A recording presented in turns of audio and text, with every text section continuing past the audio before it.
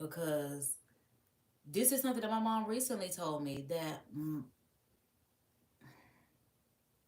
basically my auntie's daddy took advantage of my mom when she was younger. That's not something that I knew, but I'm just like, I know that's got to be hard to even be around your sister knowing that her father was someone that did something to you. But she loves her sister and they do still have a really good relationship. But my aunt recently posted on Facebook for domestic violence awareness her story of what she went through, because like I said, my auntie is recently divorced, and I did just say, oh, I said it in a vlog that I haven't posted yet, so y'all don't know. So yeah, my aunt is going through, well, no, she is divorced now, and just going through what she's been through. She was just posting on Facebook about everything, and then apparently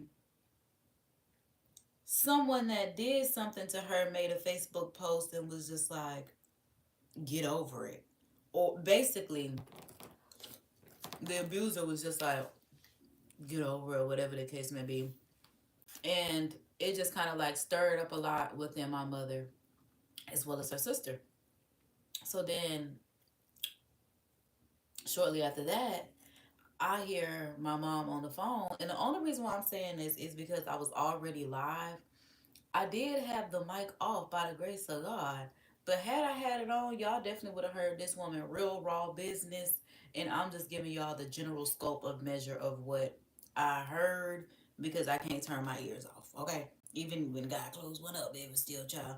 I still can hear. So she was just talking about the Facebook post that my mom, or that my auntie made, the abuser that commented. And my mom was like, it bothered her so much because the abuser abused her. And she was like, that's not something that she's ever said to anyone. And the person that she was talking to is probably the first person that she's ever actually said something to. Because, like I said, from what I know, my mom told me that it was my mom's sister's dad, which means on more than one occasion, there is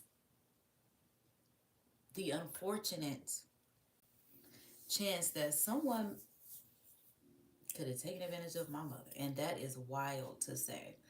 But the person that was on Facebook that was abusing or abused my auntie, and apparently as well as my mother, is someone that I'm related to and I've been around.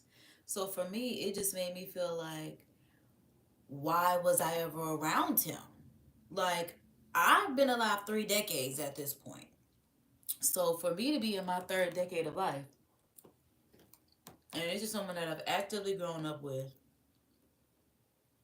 I think I am still friends with him on Facebook. If not, because at one point I really, like, I get into it with my family so much. That's what I'm healing from, trying to figure out, heal them as well so that we can all be who God called us to be. But I'm just like, again, like, that's why I'm just like, when it comes to the women, it's just like, when you know that someone does something, how do you allow anyone else to be around them without saying that this person did this to me, which is why I choose not to be around them? And if I'm not around them, that means no one that I'm around is going to be around them, especially my child. And that's just kind of how I looked at it. And I was just like, when does it end? Because honestly, like I said, this is something that I overheard about the second one. I recently found out about the first one. More or less, it's from what I heard, a second incident. And that's why I'm just like, when does it end? And I'm glad that we now, even my aunt, like I said, speaking up about her domestic violence and awareness, and just the horrors that go on in the house. Like, she even posted all the screenshots of the violence and abuse that she had to endure in her marriage, and him even taking advantage of her. And it's just like, again, it's happening to the women, it's happening to the kids, and it's literally got to come to an end. It's 2025. That's why I'm like, this whole Nazaya, Ayana, and then it's like all